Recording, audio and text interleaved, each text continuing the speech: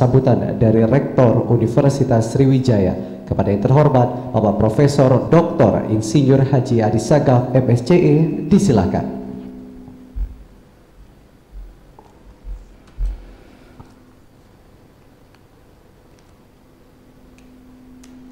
Terima kasih saudara moderator. Assalamualaikum warahmatullahi wabarakatuh. Bismillahirrahmanirrahim. Wassalatu wassalamu ala rasulillah wa ala alihi wa sahbihi wa mawala. Wa la hawla wa la quwata illa billahil aliyil azim. Allahumma salli ala sayyidina Muhammad wa ala sayyidina Muhammad. Yang saya hormati dan kita banggakan Bapak Menteri Pekerjaan Umum dan Perumahan Rakyat Republik Indonesia, Bapak Insinyur Muhammad Basuki Hadi Mulyono MSc PhD, Bapak Gubernur Sumatera Selatan yang hari ini diwakili oleh staf ahli Gubernur Sumatera Selatan, sahabat saya Insinyur Supriyono MT, yang kami hormati Bapak Direktur Jenderal Sumber Daya Air, sahabat saya Insinyur Jarod Wiyoko SP1, yang juga beliau baru terpilih menjadi Ketua Umum HATHI Pusat. Kita ucapkan selamat Pak Jarod. Yang kami hormati dan kita banggakan sahabat saya, ini sahabat lama ini, Profesor Dr. ES Margianti SEMM, Rektor Universitas Gunadarma, yang sangat energik, low profile, banyak komunikasi terutama dengan Universitas Sriwijaya. Yang kami hormati Bapak Kepala BBWS Sumatera 8, Bapak Insinyur Birendrajana MT, yang sangat energik Pak Biren ini. Dua narasumber kita, Bapak Profesor Insinyur Indiatmo MSc PhD dan Bapak Profesor Insinyur Budi Wiknyo MSc PhD. Dekan Fakultas Teknik Universitas Sriwijaya beserta seluruh Fakultas Teknik, Dekan Fakultas Hukum Universitas Sriwijaya, tempat penyelenggaraan acara ini, seluruh Kepala Dinas PU Sumatera Selatan dan Kota Palembang yang sempat hadir, panitia pertemuan ilmiah PIT tahunan HATHI yang ke-37, pengurus HATHI Pusat Sumatera Selatan, isinya ada 4, 1 pengurus HATHI Pusat dan Sumatera Selatan, Balai Besar Wilayah Sungai Sumatera 8, Universitas Sriwijaya, Universitas Gunadarma. Tadi juga ada paduan suara dari Politeknik Negeri Sriwijaya. Seluruh pemakalah peserta pertemuan ilmiah PIT tahunan HATHI ke-37 dengan tema pengelolaan sumber daya air secara terpadu dalam era digital. Bapak Ibu sekalian, Pak Menteri, Pak Dirjen, saya selaku Rektor Universitas Sriwijaya mengucapkan terima kasih kepada pimpinan Pusat HATHI, Pak Menteri, atas kerjasama PIT ke-37 HATHI ini dengan melibatkan 2 universitas dengan jarak yang cukup jauh, Universitas Sriwijaya dan Universitas Gunadarma. Ini mencerminkan bahwa kemitraan antara pemerintah, praktisi, para ahli dengan universitas, dengan perguruan tinggi ini berjalan dengan baik, khususnya di bawah Kementerian PU. Bapak Ibu sekalian, tema PIT sangat bagus, pengelolaan sumber daya air secara terpadu dan di era digital. PIT pada hari ini sebenarnya sudah mencerminkan penggunaan teknologi. Kita melaksanakan secara virtual, tapi ada juga yang offline-nya, menggabungkan perguruan tinggi, praktisi, dan juga pemerintah. Ini satu cikal bakal bahwa ke depan kita akan lebih maju lagi. Air adalah kebutuhan vital untuk kehidupan manusia dan seluruh makhluk di dunia ini. Keberadaan air perlu dijaga ekosistemnya dari pengerusakan, pencemaran, dan dari mismanagement atau salah asuh. Air adalah nikmat Allah Subhanahu wa taala, akan tetapi karena ulah manusia, air selalu berubah menjadi musibah. Bapak Ibu sekalian, Pak Menteri yang saya hormati, akhir-akhir ini banyak bencana terjadi di mana-mana di seluruh dunia, bukan di Indonesia. Ada kita kadang kelebihan air, dan ada juga kadang-kadang saat kita kekurangan air. Tidak pernah hal yang terjadi selama ini sekarang terjadi. Ini karena akibat daripada ulah jahil, tangan-tangan manusia yang tidak bertanggung jawab. Kementerian, dalam hal ini PUPR, perguruan tinggi, dan juga asosiasi bidang air ini bekerja keras. Bagaimana air ini kita kembalikan menjadi nikmat untuk kita semua. WHO dan FAO sudah melansir beberapa waktu yang lalu bahwa akan terjadi perebutan di dunia ini untuk menunjang kebutuhan hidup. Dua, energi dan food, energi dan makanan. Makanan itu perlu dua hal, lahan dan air. Sehingga mereka melansir bahwa lahan akan jadi perebutan dan sebentar lagi air akan jadi perebutan. Bapak Ibu sekalian, manajemen pengelola sumber daya air akan berubah dari tradisional, konvensional, mekanikal yang selama ini kita lakukan akan menuju digital. Manajemen digital itu mudah dimonitor dan mudah dikendalikan, dan dia akan efektif, efisien, dan tepat sasaran.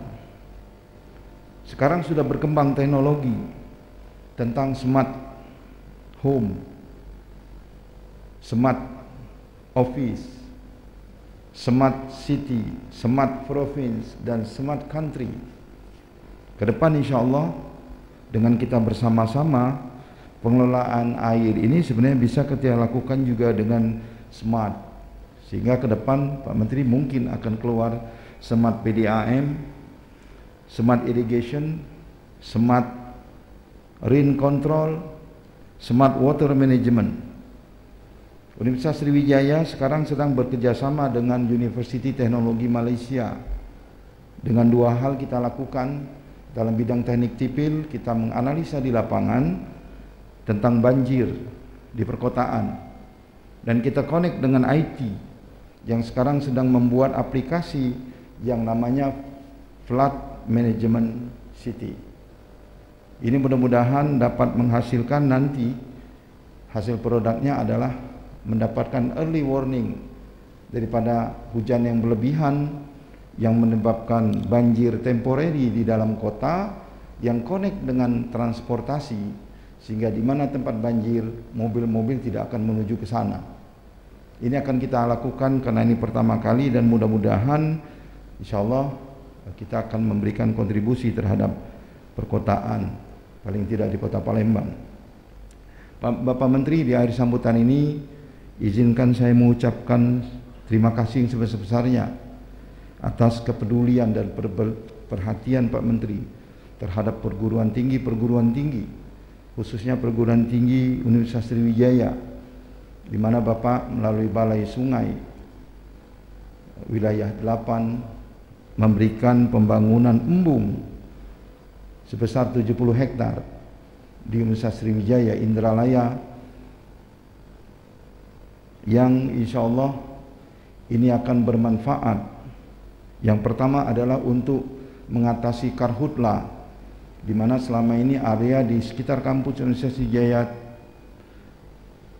begitu terjadi musibah kering selalu kebakaran, termasuk kampus kita sendiri.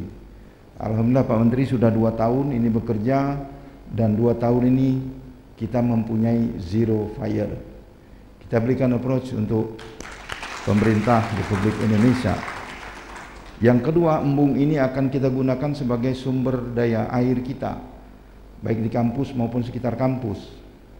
Dan insya Allah mudah-mudahan usulan kita untuk mendapatkan spam akan segera realisasikan, harusnya tahun ini Pak Menteri, karena kata Kepala Balai kita lagi musibah insya Allah yang akan datang. Kami ucapkan terima kasih, dan embung ini juga sekaligus kita jadikan laboratorium terbuka, pusat riset air dan ikan lokal. Kita punya fakultas yang bidang itu. Yang berikutnya adalah embung ini juga kita akan jadikan tempat pembibitan pohon-pohon yang selama ini langka. Lahan sudah kita siapkan juga sebanyak 60 hektar. Sekarang sudah ditanam. Dengan adanya embung itu kita cuma tinggal mengatur manajemen hama saja. Airnya tidak lagi Pak Menteri, karena sudah ada air embung itu.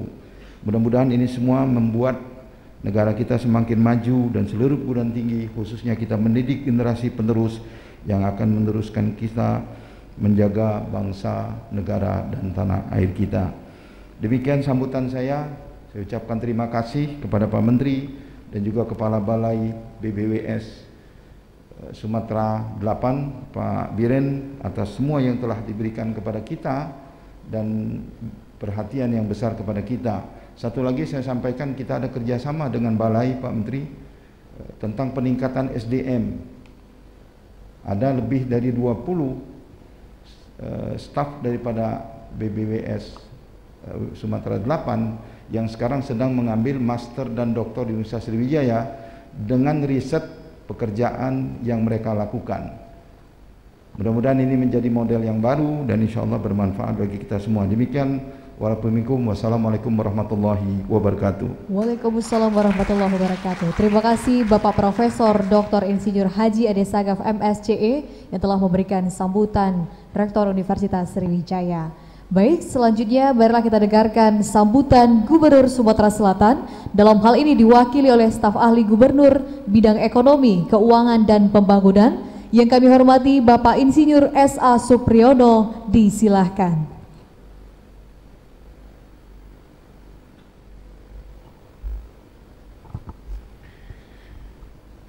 Pertama-tama saya menyampaikan permohonan maaf dari Pak Gubernur yang berhalangan hadir kebetulan pada pagi hari ini pada jam yang sama melakukan pembukaan pelatihan para pendamping pertanian di Desa Peracak, Oku Timur. Beliau berpesan permohonan maaf ini semoga tanpa kehadiran beliau tidak mengurangi arti penting dari pertemuan ini. Untuk itu izinkan saya membacakan sambutan tertulis beliau kepada hadirin sekalian. Bismillahirrahmanirrahim. Assalamualaikum warahmatullahi wabarakatuh. Salam sejahtera untuk kita semua. Yang saya hormati Menteri Pekerjaan Umum dan Perumahan Rakyat Republik Indonesia Bapak Insinyur Basuki Hadi Mulyono. Yang saya hormati Ketua Umum Himpunan Ahli Teknik Hidrolik Indonesia Bapak Insinyur Jarod Wijoko SP1. Yang saya hormati Ketua Umum Himpunan Ahli Teknik Hidrolik Indonesia Cabang Sumatera Selatan Bapak Biren Drajana MT. Yang saya hormati Rektor Universitas Sriwijaya. Yang saya hormati Rektor Universitas Gunadarma. Yang saya hormati para narasumber yang berkesempatan hadir pada hari ini. Syukur alhamdulillah, marilah kita selalu panjatkan kehadiran Allah Subhanahu wa taala atas segala rahmat, nikmat yang telah diberikan, yaitu berupa waktu dan kesehatan hingga kita pada hari ini dapat hadir pada pertemuan ilmiah tahunan Himpunan Ahli Teknik Hidrolik ke-37 di Palembang dengan tema pengelolaan sumber daya air secara terpadu dalam era digital. Bapak Menteri, hadirin yang saya hormati, saya selaku Gubernur Sumatera Selatan menyambut baik dilaksanakannya acara ini dan berterima kasih juga ditunjuknya Kota Palembang menjadi tempat penyelenggaraan pertemuan ilmiah tahunan HATI ke-37. Walaupun pada hari ini kita harus mengikuti acara ini dengan cara virtual di tengah pandemi COVID-19. Pada hari ini pemerintah Provinsi Sumatera Selatan bersama seluruh stakeholder terus berupaya melakukan segala upaya dalam mewujudkan pengelolaan sumber daya air secara terpadu guna memakmurkan rakyat. Konservasi sumber daya air, pendayagunaan sumber daya air dan pengendalian daya rusak air haruslah menjadi landasan bagi kita semua agar makna yang tertuang dalam Undang-Undang Nomor 17 Tahun 2019 tentang tujuan pengelolaan sumber daya air, yaitu mewujudkan memanfaatkan sumber daya air yang berkelanjutan untuk kemakmuran rakyat dapat terwujud. Bapak Menteri, hadirin yang saya hormati, pemerintah Sumatera Selatan dan Balai Besar Wilayah Sungai Sumatera 8 selaku instansi vertikal di bawah Kementerian Pekerjaan Umum dan Perumahan Rakyat saat ini tengah gencar melakukan pengembangan daerah irigasi rawa dan rehabilitasi daerah irigasi permukaan serta pembangunan bendungan di berbagai wilayah Provinsi Sumatera Selatan. Selain itu ada pembangunan dan kolam retensi, pompanisasi, program restorasi sungai juga dilakukan sebagai usaha dalam pencegahan risiko banjir yang dapat terjadi di wilayah Sumatera Selatan, khususnya di Kota Palembang ini yang merupakan daerah terakhir dari kiriman hulu sungai yang ada di Sumatera Selatan ini. Semua kegiatan yang saya sebutkan tadi merupakan salah satu bentuk pengelolaan sumber daya air yang dapat kita terus lakukan bersama-sama selaku pemerintah. Saya sangat menyambut baik dipilihnya tema pada acara ini, yaitu pengelolaan sumber daya air secara terpadu dalam era digital. Dikarenakan pada saat ini kemajuan teknologi dan informasi tumbuh sangat pesat. Kemajuan teknologi haruslah kita adopsi agar pembangunan infrastruktur sumber daya air lebih dapat efektif dan tepat guna. Selain itu, kemajuan teknologi memungkinkan juga kita dapat memanfaatkan sebagai suatu cara untuk mengawasi penegakan aturan atau regulasi yang berkaitan dengan kelestarian lingkungan yang sangat berkaitan dengan keberlangsungan sumber daya air yang berkelanjutan. Akhirnya, saya selaku Gubernur Sumatera Selatan berharap dengan adanya diskusi pada acara ini, kita semua khususnya kami pemerintah daerah dapat lebih mengetahui kemajuan teknologi apa saja yang dapat kita implementasikan dan bagaimana cara menetapkan dalam usaha kita mewujudkan pengelolaan sumber daya air yang bermanfaat bagi masyarakat luas khususnya Provinsi Sumatera Selatan. Terima kasih. Wabillahi taufiq wa hidayah. Wassalamualaikum warahmatullahi wabarakatuh. Palembang, 12 Desember 2020, Gubernur Sumatera Selatan Haji Herman Deru. Terima kasih. Wassalamualaikum warahmatullahi wabarakatuh. Waalaikumsalam warahmatullahi wabarakatuh. Terima kasih Bapak. Baik, kami ucapkan terima kasih untuk staf ahli Gubernur bidang ekonomi, keuangan, dan pembangunan yang telah menyampaikan kata sambutan mewakili Gubernur Sumatera Selatan. Untuk itu Bapak Ibu, kita akan melanjutkan ke acara berikutnya. Kita berikan kembali ke rekan Arif dan Asti di Universitas Gunadarma. Terima kasih rekan Viodata dari Universitas Sriwijaya Palembang. Bapak Ibu hadirin yang tergabung secara fisik dan virtual, kini kita akan mengikuti bersama arahan Menteri Pekerjaan Umum dan Perumahan Rakyat sekaligus membuka pertemuan ilmiah tahunan HATI ke-37 kepada Bapak Muhammad Basuki Hadimulyono. Kami silakan. Terima kasih Pak Arif. Assalamualaikum warahmatullahi wabarakatuh.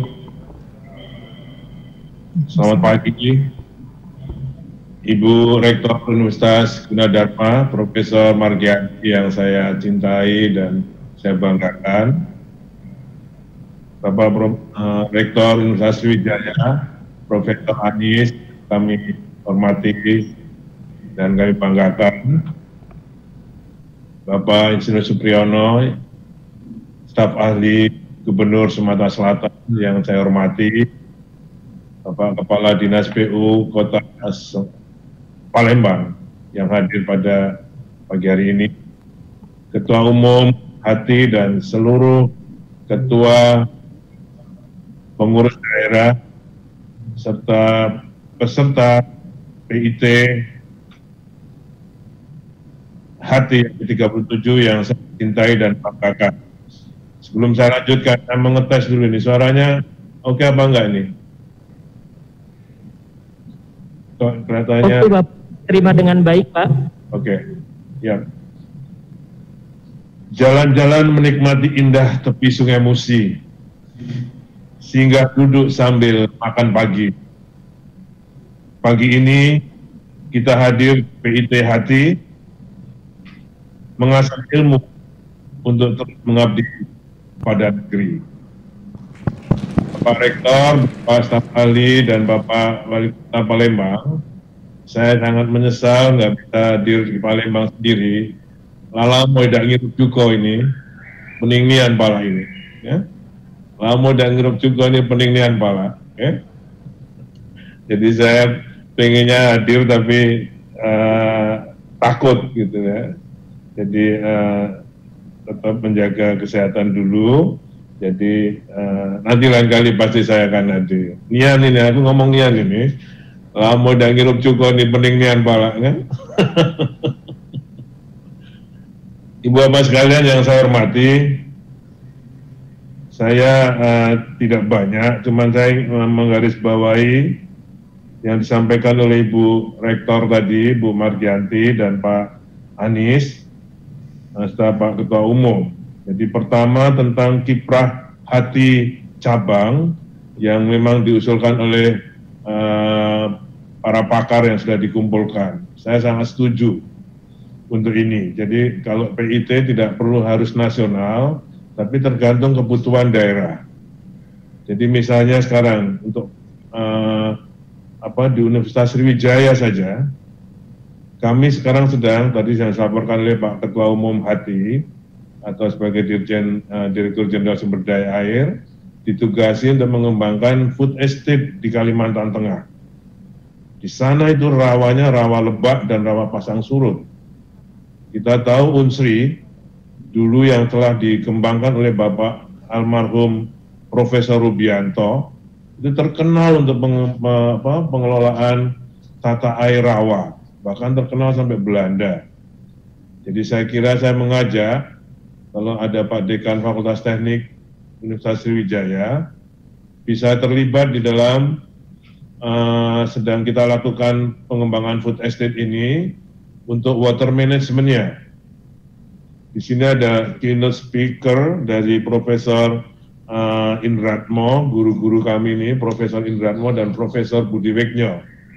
Profesor Budiweknyo adalah guru rawa juga, jadi sekarang ini sedang aktif juga di Kalimantan Tengah. Jadi kalau Unsri ingin terlibat, dan saya pikir saya mengajak untuk bisa terlibat, karena ini di sana masalahnya adalah water management-nya. Ya. Jadi Pak Dirjen SDA saya kira bisa mengajak Unsri dengan pengalaman lamanya di Telang Saleh, di Pulau Rimau, itu bisa untuk dikembangkan di Kalimantan Tengah. Jadi sekali lagi masih banyak yang bisa kita kerjakan di sana. Kemudian tadi dalam pidato Pak Rektor akan mengembangkan flood resilient city. Tadi kan sebutkan, ya itu kalau saya merumuskannya flood resilient city untuk Palembang. Kalau memang sudah ada konsepnya yang pasti, mari kita kerjasamakan dengan PUPR sehingga bisa kita implementasikan betul di Palembang. Kembali ke food estate.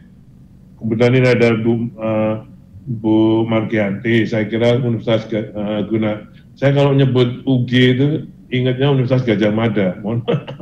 Jadi Universitas Gunadarma kan leading di IT. Nah, itu sama nanti di dalam water management di Kalimantan Tengah, kedepannya itu pasti harus kita lakukan otomatisasi pintu-pintu airnya.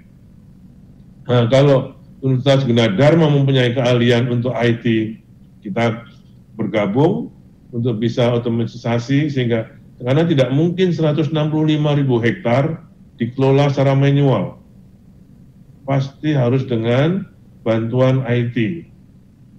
Terbantu kita selama ini dengan LAN misalnya, nanti bisa kita coba dengan Universitas Gunadarma untuk bisa kita kembangkan water management di waterlogged area atau rawa lebak tersebut. Saya kira Pak Dirjen SDA bisa terus dengan khususnya dengan Universitas Sriwijaya dan Universitas Gunadarma untuk bisa terlibat di food estate di Kalimantan Tengah. Sekarang baru mulai, kami baru irigasinya mungkin tahun ini 2.000 hektar, nanti udah pengelolaan tanahnya, kemudian nanti water management, yang penting water management.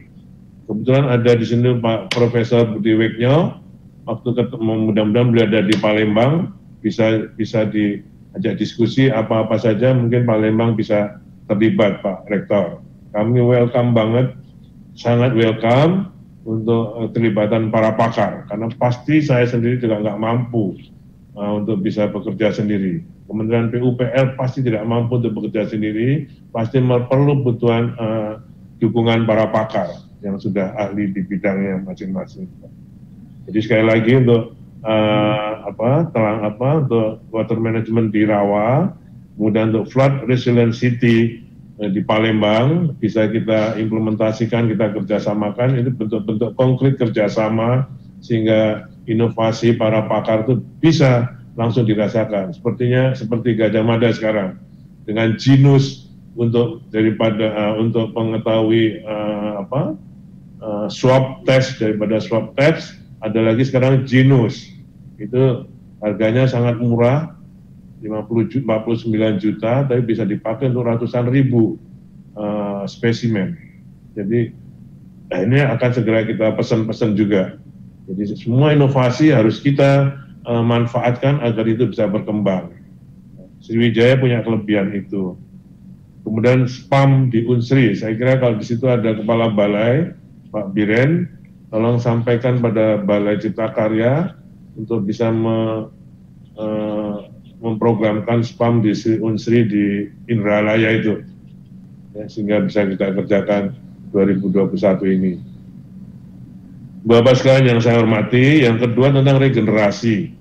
Saya kira ini juga sangat dibutuhkan dalam organisasi, sehingga organisasi ini bisa terus kita uri-uri, kita pertahankan, karena bentuk-bentuk workshop, seminar ini adalah kayak kita makan 3 kali sehari, itu kita butuhkan. Ini intellectual exercises, kelihatannya kumpul-kumpul, tapi ini informasi-informasi baru yang bisa kita pakai untuk mengasah ilmu kita. Untuk itu saya, seperti yang saya sampaikan dalam kongres kemarin, di Indonesia ini di dalam KPU-an ada HATHI, Himpunan Ahli Teknik Hidrolik, kemudian ada MHI, Masyarakat Hidrologi Indonesia, ada INACOD, Indonesian Chapter for bendungan besar, large dam, okay. Ada yang namanya INASID, Irrigation and Drainage. Itu semua saya minta kalau ada pertemuan-pertemuan diadakan di universitas, bukan di hotel-hotel, gitu kan? Sehingga ini mahasiswa juga bisa, dosen dan mahasiswa bisa memanfaatkan forum ini. Oke. Saya bersyukur tadi ada laporannya bekerja sama dengan LPJK mendapatkan sertifikasi untuk itu. Saya kira itu sangat dibutuhkan juga untuk para dosen dan mahasiswa. Mahasiswa harus dikenalkan dengan organisasi profesi ini, ya. Kemudian juga diajak ke lapangan di Sumatera Selatan. Saya kira kita punya waduk 3D Haji, ya, bisa dikunjungi. Biasanya mahasiswa kan senangnya pakai spanduk gitu, biar gagah gitu kan, tapi malah nggak dapat apa-apa, padahal di sekitar situ ada bendungan besar. Jadi untuk ilmunya sangat murah, sehingga itu bisa dipakai untuk belajar, magang tadi.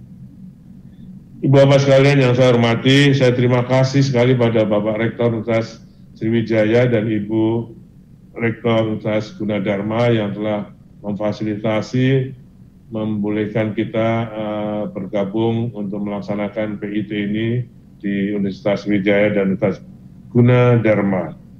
Saya ucapkan selamat pada pengurus hati yang baru. Saya kira masukan para pakar tadi, regenerasi is a must, ya. Jadi kita harus berani memberikan tanggung jawab ini kepada generasi yang lebih muda. Selamat pada seluruh peserta PIT Hati, tetap semangat untuk terus berdiskusi. Semoga bermanfaat untuk meningkatkan kompetensi. Terima kasih pada Profesor Margianti dan Profesor Anis. Terima kasih, kurang lebihnya saya mohon maaf. Assalamualaikum warahmatullahi wabarakatuh. Terima kasih Bapak Menteri Pekerjaan Umum dan Rakyat yang telah berkenan memberikan sambutan sekaligus membuka pertemuan ilmiah tahunan ke-37 Hati Himpunan Ahli Teknologi Hidrologi Indonesia. Dan selanjutnya kita akan memasuki sesi keynote speech yang akan disampaikan oleh Profesor Indratmo Soekarno dan Profesor P. Santosa Wigno Soekarto. Sesi keynote ini akan dipandu oleh Bapak Moderator Dr. Momon Sodik Imanuddin SP MSc. Beliau merupakan seorang dosen di Fakultas Pertanian Universitas Sriwijaya Palembang. Beliau aktif di berbagai bidang penelitian dan juga tergabung dalam kelompok ahli bidang penelitian pengelolaan lahan rawa pada Hati Cabang Sumatera Selatan. Baik, tanpa menunda waktu lagi, kepada Bapak Moderator Dr. Momon Sodik Imanuddin SP MSc, kami persilakan untuk memandu sesi keynote ini. Sebelum itu, mohon maaf Pak Profesor Anis dan Profesor Margianti, saya mohon pamit, ini ada undangan kepada keynote speech speaker. Assalamualaikum warahmatullahi wabarakatuh. Bentar. Yang kami hormati Bapak Menteri PUPR, yang kami hormati Bapak Dirjen Sumber Daya Air, stop dulu. Yang kami hormati Bapak Rektor Universitas Sriwijaya, juga yang kami hormati Ibu Rektor Universitas Gunadarma, yang kami hormati juga Bapak Ketua PIT Hati 37, dan Bapak Ibu siswa peserta pertemuan ilmiah Baik, Pak Momon izin 7 tahun 2020 ini. Pak Momon izin sejenak. Puji syukur, marilah kita panjatkan. Pak Momon.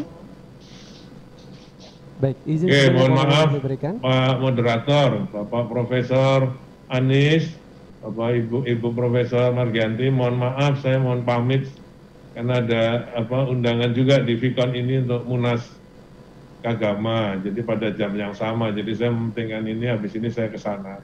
Jadi sekali lagi saya mohon pamit pada seluruh peserta, mohon maaf. Nanti kalau sana selesai saya akan bergabung lagi di sini. Terima kasih. Assalamualaikum warahmatullahi wabarakatuh. Ya.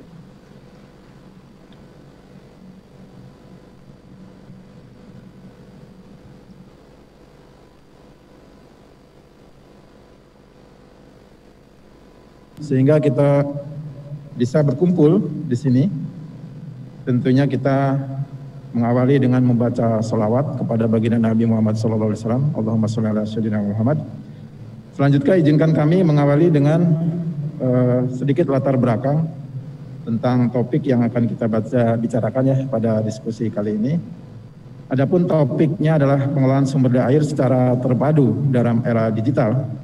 Tentunya topik ini sangat menarik ya untuk kita kaji dan bahas lebih mendalam, karena sering seiring ya dengan pesatnya perkembangan digitalisasi, terutama dalam menyongsong era industri 4 ya. Pastinya tentu pemerintah akan dihadapkan kepada masalah-masalah sumber daya air yang semakin kompleks ya. Di sisi lain negara-negara maju itu sudah mengembangkan dengan teknologi smart water management. Namun demikian kita tetap harus optimis ya, akan dapat mewujudkan kinerja pengelolaan sumber daya air ini akan lebih baik di masa mendatang. Mudahkan tentunya kita dalam mengambil keputusan dalam kebijakan-kebijakan pengelolaan sumber daya air.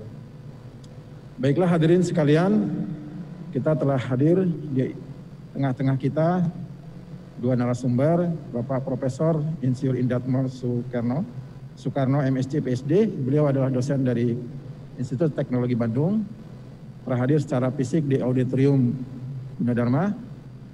Juga Bapak Profesor Dr. Insinyur Budi Seswigyo Soekarto, beliau mungkin hadir secara virtual ya, tidak ada di gedung utama ini. Kepada Bapak Profesor Indartmo dipersilakan untuk mengambil tempat. Silakan Bapak.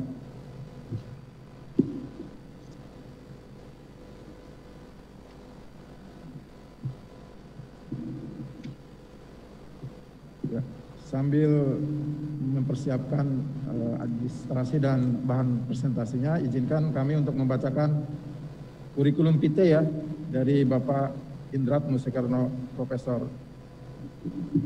Beliau adalah dosen dari Fakultas Teknik Sipil dan Lingkungan Institut Teknologi Bandung. Sangat banyak ya karya-karya beliau, baik dari jurnal internasional maupun nasional, dan juga beberapa paten sudah dilahirkan oleh beliau.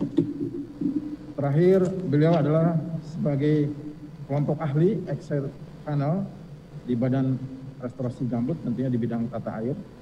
Dan saat ini beliau sebagai pembina dari Himpunan Profesi Ahli Hidrolik Indonesia. Demikian riwayat singkat dari Profesor Indartmo. Adapun sistem daripada diskusi dan seminar kali ini, penyampaian materinya ini sangat singkat sekali karena ada 30 menit waktunya. Sehingga masing-masing panelis mungkin hanya 10 menit saja menyampaikan paparan. Selanjutnya akan dilanjutkan oleh Profesor Budi, juga sekitar 10 menit. Dan terakhir kita akan adakan diskusi yang waktunya juga hanya kurang lebih 10 menit. Demikianlah sekilas daripada model seminar pada pagi hari ini. Kepada Profesor Indartmo, waktu dipersilakan untuk Bapak. Baik, Bapak Moderator, Bapak-Bapak dan Ibu sekalian yang saya hormati, Assalamualaikum warahmatullahi wabarakatuh. Waalaikumsalam. Pada kesempatan ini saya mau menyampaikan suatu presentasi yang saya singkat dalam dua aspek saja, yaitu teknologi konservasi dan pemanfaatan sumber daya air, dari aspek konservasi dan pemanfaatan sumber daya air di era digital ini. Bapak Ibu, bahwa era digital ini menggunakan teknologi adalah suatu masa di mana hampir seluruh bidang dalam tatanan kehidupan kita itu dibantu dengan teknologi digital. Tentu saja ini menggantikan teknologi-teknologi yang sebelumnya telah berjalan, baik itu mekanik maupun elektronik digital. Nah, Bapak Ibu, kehadiran revolusi industri 4.0 ini memang menghadirkan usaha baru, lapangan kerja baru, profesi baru yang tidak terpikirkan sebelumnya. Namun saat ini kita telah masuk di dalamnya, terlihat begitu banyaknya pabrik, industri, proses perencanaan, pelaksanaan konstruksi, bahkan operasi pemeliharaan yang telah menerapkan sistem jaringan internet untuk memudahkan akses informasi. Setiap tahapan revolusi industri dari 1 sampai 4 ini, umat manusia telah mendapatkan kemakmuran dari mulai pemompaan air, pemanfaatan mesin produksi, adanya kendaraan listrik, pemanfaatan elektronik sampai era internet yang ada saat ini. Kita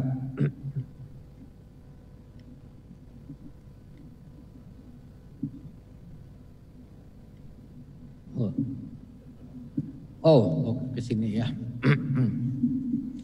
Nah, ini kita lihat Bapak Ibu bahwa dalam kaitannya sumber daya air kita mencoba membedakan antara water 4.0 sama teknologinya ya. Ini semuanya terkait dengan prinsip cyber physical system. Jadi memadukan antara teknologi yang ada dengan komputer, kemudian dengan sistem informasi yang ada. Dan yang saat ini yang cukup banyak digunakan dan telah menggunakan ini adalah dalam bidang pemrosesan, yang misalkan SCADA yang telah banyak mulai digunakan adalah salah satu contoh penerapan teknologi informasi dan komunikasi dalam penyelesaian permasalahan dalam sumber daya air. Bapak Ibu sekalian, bahwa yang menjadi fokus di era digital ini adalah memadukan antara kemampuan cyber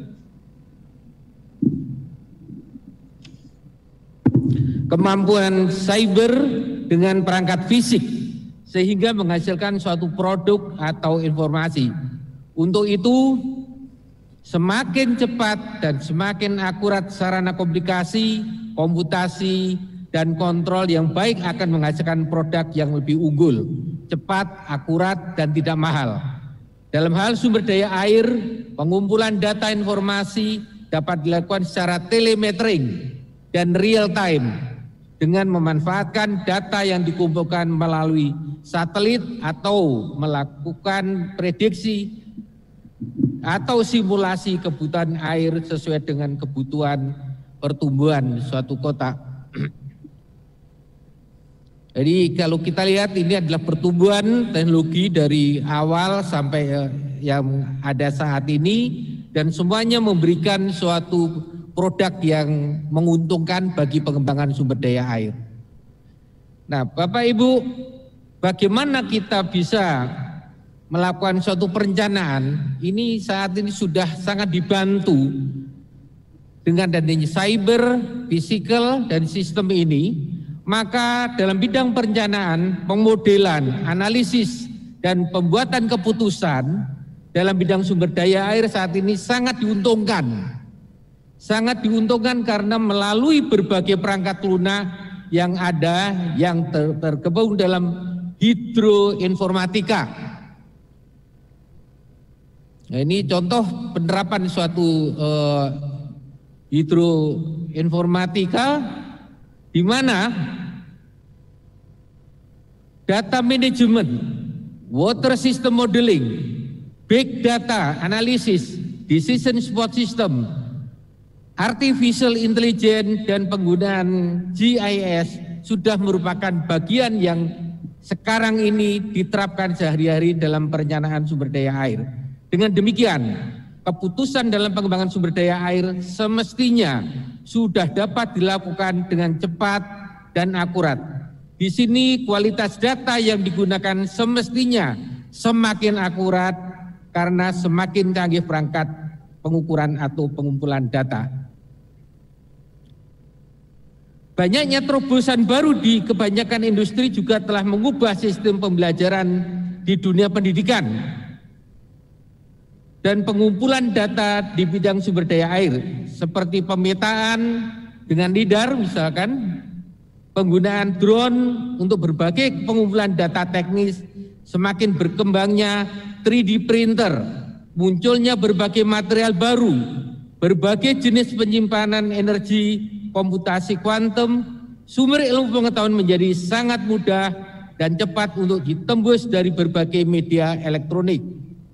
Sekarang sudah mendekati paperless media, sudah menjadi kenyataan, termasuk perubahan berbagai metode transaksi. Ini saya ambilkan beberapa contoh yang ada di Jawa Barat, di mana pekerjaan-pekerjaan infrastruktur ini semuanya hampir melibatkan penggunaan teknologi digital. Bahwa kita memerlukan suatu perangkat di dalam penggunaan digital ini, yaitu baik sensor-sensor yang lebih kecil sekarang ini, lebih kuat, Internet of Things, Internet Service, Machine Learning, AI, dan sebagainya merupakan bagian daripada kemajuan teknologi saat ini. Tadi disampaikan betapa saat ini hidroinformatika merupakan bagian daripada keseluruhan pemanfaatan kemampuan teknologi di era sekarang di dalam perencanaan di bidang sumber daya air. Bapak perhatikan beberapa peralatan ini, misalkan sekarang pengambilan sampel air sudah memakai drone, penemuan barang baru sudah terjadi, bahan-bahan baru begitu banyaknya sehingga alat-alat kita bisa menjadi semakin canggih. Ini dengan 3D printer misalkan, sekarang pembuatan model-model di laboratorium, pembuatan bendung, pembuatan hal-hal sejenis, ini sudah menggunakan 3D printer. Jadi semakin memudahkan bagi perguruan tinggi untuk menggunakan peralatan-peralatan ini di dalam praktik mahasiswa, di dalam pembuatan model, di dalam praktek perencanaan. Kemudian pada dunia pendidikan teknik dan tata laksana pengembangan sumber daya air telah berkembang sangat cepat berbagai model atau software yang sangat membantu proses perencanaan. Perangkat yang berbasis simulasi seperti HMS, HECRAS, Ribasim, Sobek, Modflow, Modsim dan lain-lain ini telah banyak dipakai di perguruan tinggi dan telah dipakai di dalam praktek dalam bentuk artificial intelligence dan data driven modeling seperti neural machine, TensorFlow, WK dan sejenisnya, sampai pada perangkat untuk analisis, optimasi dan pembuatan keputusan seperti Python, Excel dan sejenisnya. Perangkat-perangkat tersebut di atas secara efektif dimanfaatkan berbagai tool seperti ArcGIS, QGIS, MATLAB dan sebagainya. Perangkat lunak tersebut di atas selain simulasi juga sangat membantu untuk aplikasi manajemen banjir, kekeringan dan menjadi bagian yang sangat penting di dalam hidroinformatika. Bapak Ibu, pemanfaatan Building Information Management atau BIM juga merupakan perangkat di era digital ini dari tahap perencanaan, desain, operasi pemeliharaan, serta kegiatan forensik.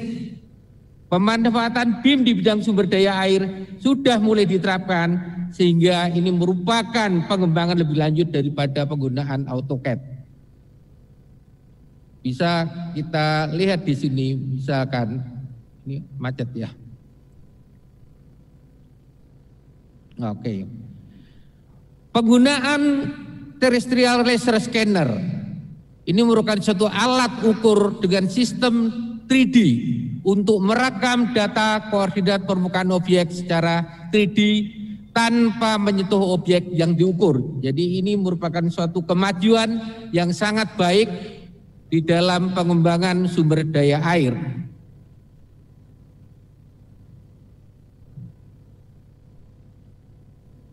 Ini, aduh, kenapa ya? Ya ini contoh penggunaan TLS ini yang bisa dikembangkan di dalam perencanaan dalam bidang sumber daya air.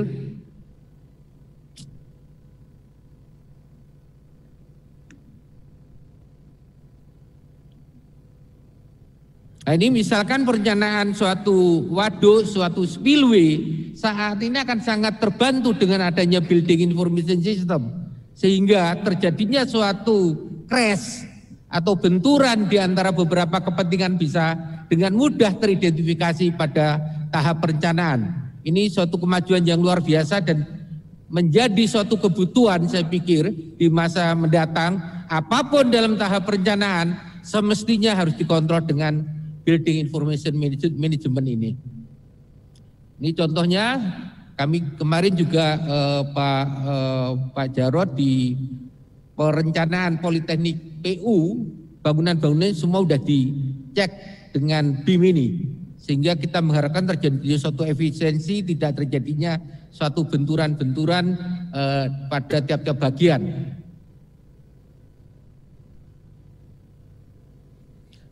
Kemudian dari sisi educational facility, ini terlihat bahwa di era digital telah mengubah metode pembelajaran, fasilitas pembelajaran, dan waktu pembelajaran. Ini adalah suatu foto, ini sebenarnya semuanya video, tapi nggak bisa saya operasikan dari sini.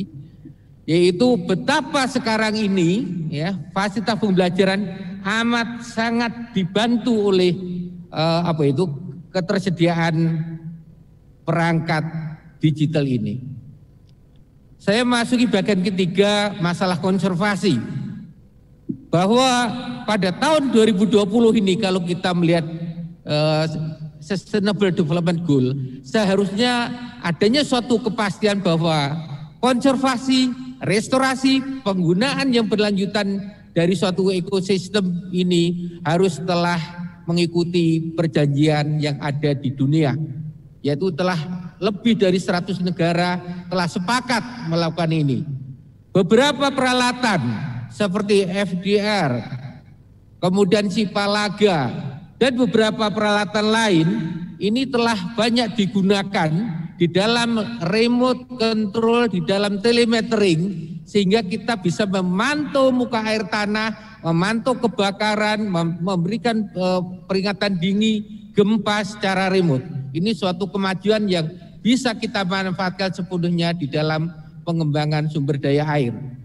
Nah, contoh-contoh seperti telemetering yang dulu banyak kita import, sekarang sebetulnya putra-putra Indonesia bisa membuat sendiri sehingga harganya bisa jauh lebih murah.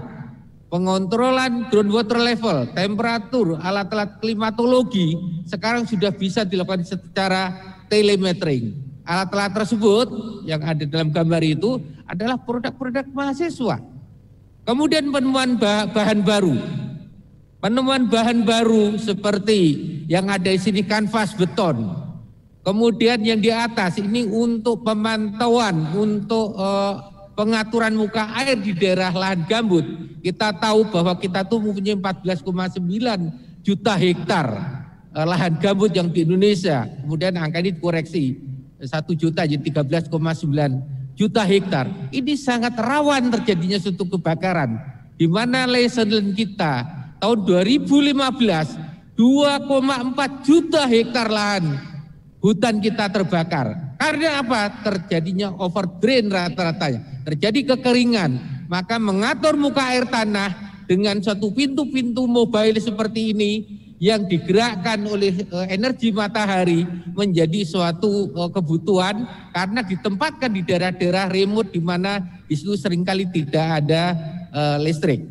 Penggunaan kanvas beton ini juga suatu terobosan di mana pembangunan bisa dilakukan dengan cepat di suatu wilayah, bahannya fleksibel tetapi bisa cepat dipakai di lapangan. Demikian juga untuk bidang monitoring, tanpa adanya hujan bisa kita bisa kita lihat dengan cepat.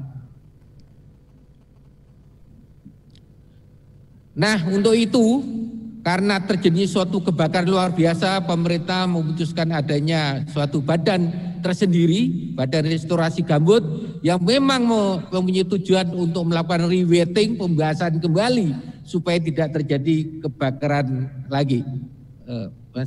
Bapak aja deh mengoperasikan.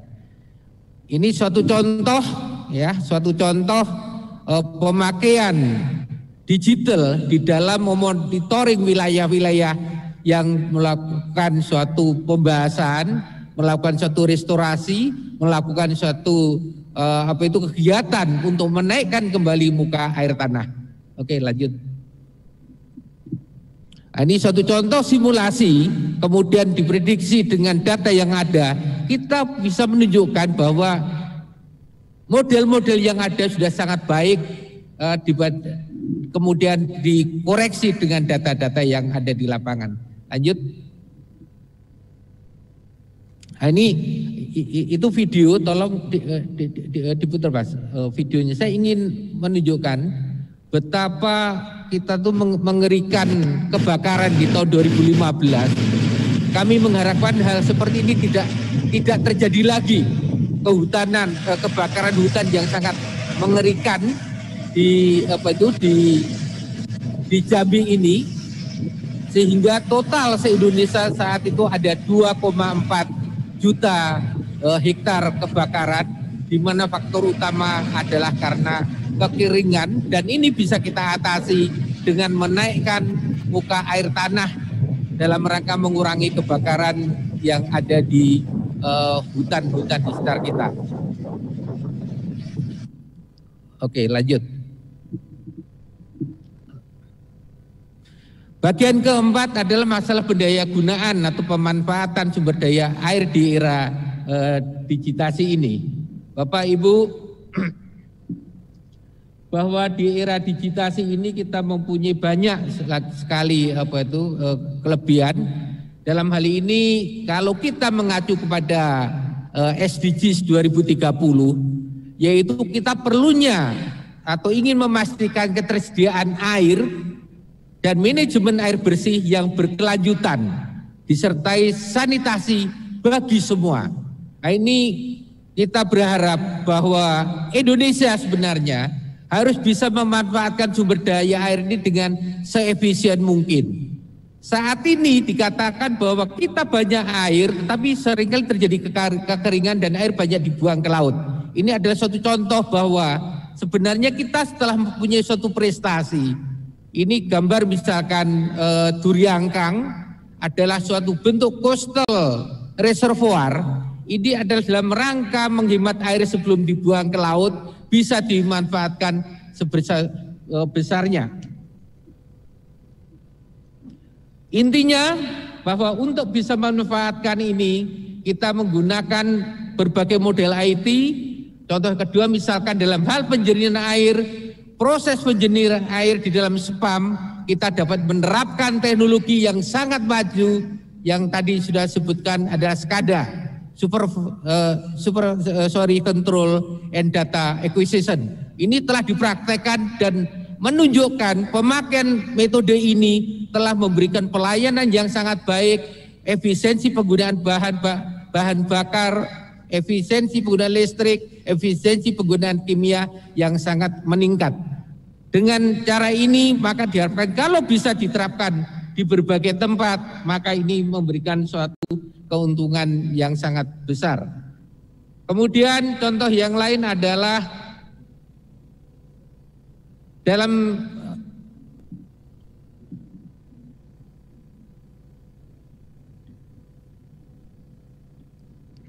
Smart City, ya, kita bisa menggunakan ini adalah untuk pengelolaan air, ya, sebelum air itu dibuang ke laut. Ini sangat mungkin untuk kita lakukan, apalagi di pantai utara Jawa begitu banyaknya sumber-sumber air sementara harga lahan sudah begitu mahal. Ini contoh yang ada di Singapura, di mana Singapura sekarang kalau kita lihat datanya, ketergantungan air dari Malaysia sudah semakin kecil. Dan ini barangkali salah satu negara di mana satu pompa mempunyai kapasitas 40 meter kubik per detik. Ini adalah sangat menguntungkan. Ini yang ada di Korea, ini juga merupakan coastal reservoir. Sebelum air dibuang ke laut bisa dimanfaatkan untuk pengembangan wilayah maupun untuk kebutuhan yang sejenis. Ini contoh teknologinya dan kita sudah menerapkan sebenarnya. Indonesia mempunyai banyak bendung karet yang itu juga di dalamnya ada teknologi digital yang masuk di dalamnya. Ini bisa juga kita kembangkan lebih lanjut di era kemudian. Bapak Ibu, Profesor Sitaram ini adalah menjadi presiden daripada Asosiasi Coastal Reservoir. Dia melakukan berbagai perbandingan harga air dibangun dengan berbagai teknologi. Dia mendapatkan ternyata bahwa harga air dengan coastal reservoir bisa jauh lebih murah dibandingkan mau pakai recycle, dibandingkan dengan desalinasi, bahkan dibandingkan dengan berbagai teknologi yang lain. Apalagi kalau kita membandingkannya dengan suatu produk yang ada di daratan di mana harga lahan begitu mahal, masalah sosial, masalah pemindahan masyarakat. Maka Indonesia kami harus berpikir sebelum air dibuang ke laut harus dimanfaatkan setinggi-tingginya bagi masyarakat. Apalagi bukti menunjukkan masyarakat dunia itu sekarang pindahnya, migrasinya adalah ke daerah coastal area. Dan di situ tidak ada air. Jadi pengembangan coastal area untuk penyediaan air menjadi bagian yang sangat penting. Sebagai penutup, Bapak Ibu, kami ingin menyampaikan bahwa dalam memasuki era industri 4.0 ini, maka bidang sumber daya air mempunyai banyak keuntungan. Antara lain, adanya data dan informasi dapat diperoleh lebih mudah, akurat, akurasi meningkat, datanya real time, transparan, mempunyai cakupan yang lebih luas dan detail. Namun untuk itu perlu investasi yang tidak murah, memerlukan biaya pengoperasian yang harus diperhitungkan dari awal. Kedua, data dan informasi, keberhasilan atau kegagalan suatu kegiatan konservasi lahan dan sumber daya air akan dapat dipantau dengan lebih akurat, tepat waktu. Dengan demikian pengambil keputusan didukung oleh data dan informasi yang memadai. Ketiga, pemanfaatan teknologi informasi, telekomunikasi, dan penggunaan bahan baru sangat memungkinkan pemanfaatan sumber daya air akan lebih efisien dan efektif. Hidroinformatika merupakan instrumen utama untuk pengembangan sumber daya air di era ini. Bapak Ibu, Indonesia mempunyai hujan yang tinggi secara umum, namun perlu mempunyai lebih banyak tampungan. Potensi coastal reservoir sangat banyak, sangat mungkin untuk dibangun di banyak tempat di Indonesia. Untuk itu kita perlu suatu kajian terlebih untuk pembangunan tersebut. Persoalannya saya pikir hanya satu yang utama, yaitu kualitas air sungai kita yang rata-rata tidak memenuhi syarat atau harus melakukan treatment sebelum ditampung.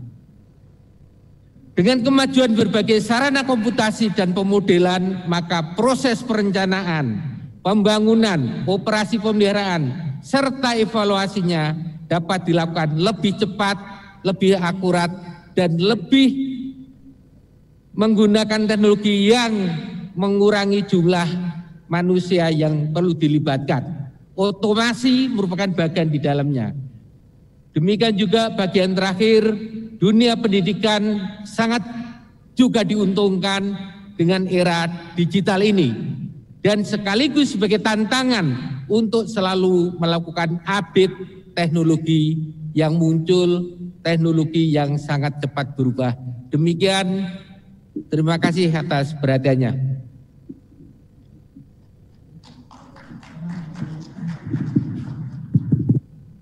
Terima kasih Prof. Indratmo, terbuka luas ya wawasan kita tentang era digital dalam sumber daya air.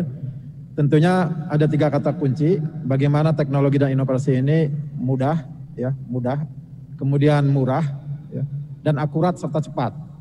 Namun demikian perlu kita punya tenaga karya anak bangsa yang akan menghasilkan beberapa tool dan alat yang mendukung, karena sekarang ini kebanyakan industri maju yang membuat peralatan hidroinformatika ini dan harganya sangat mahal. Tapi Prof sudah memberikan dan membuat kita optimis bahwa semua peralatan itu bisa dibuat oleh anak-anak bangsa kita. Dan tentunya ini mungkin PR bagi kita agar di seluruh universitas membuka jurusan baru namanya hidroinformatika, Prof, saya kira. Terima kasih sekali lagi. Untuk mempersingkat waktu, kita akan memasuki pada pembicara yang kedua, yang sudah tidak asing lagi tentunya, yaitu Profesor Budi Santoso. Beliau adalah profesor di bidang Water Resource Engineering di Departemen Civil and Environmental Universitas Gadjah Mada. Beliau juga pernah mendapat pendidikan di Delft, Belanda, dan banyak sekali publikasi internasional yang telah beliau berikan, dan juga beberapa riset terkait lowland development di Indonesia sudah sangat banyak. Kepada Profesor Budi Santoso, waktu dipersilakan. Prof. Budi. Baik, terima kasih. Assalamualaikum Prof. Budi. Ya. Sudah mendengar suara saya, Prof. Budi? Suara saya sudah masuk belum? Sudah masuk ya? Sudah, ya. Silakan Prof. Budi. Baik, terima kasih atas kesempatan yang diberikan pada saya untuk partisipasi pada acara ini. Jadi yang pertama ingin saya sampaikan, saya mendapatkan tugas untuk menyampaikan tentang bagaimana pengembangan rawa berkelanjutan. Jadi kalau kita lihat bahwa rawa ini sangat menarik bagi banyak orang saat ini karena banyak sekarang daerah-daerah perkebunan yang dikembangkan di daerah rawa dan juga dapat menciptakan.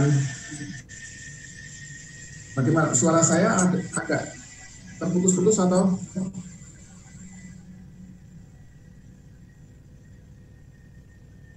Jadi juga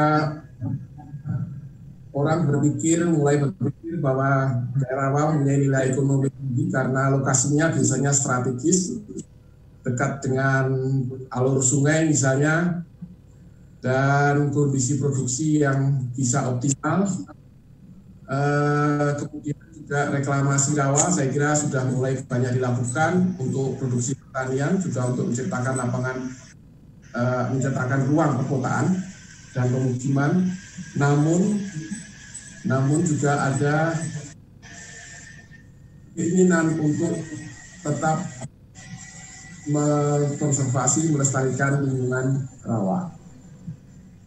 Jadi kalau kita lihat rawa sendiri itu mempunyai karakteristik yang khas, ya, karena rawa ini merupakan transisi antara daerah perairan dan ekosistem darat, ya, yang kadang-kadang ditutupi oleh genangan air dangkal dalam beberapa bulan maupun mungkin lebih setahun lebih mungkin, ya. Dan sistem hidrologinya jelas akan mempengaruhi sumber daya yang lain, yaitu tanah, keadaan anaerobik, bahan organiknya, vegetasinya juga akan dipengaruhi oleh keadaan hidrologi ini. Ini adalah distribusi lahan basah di dunia. Mungkin juga bisa saya sampaikan bahwa kenapa banyak yang ingin mengkonserv lahan basah, karena lahan basah itu merupakan sarana untuk pengendalian banjir dalam daerah yang boleh digenangi.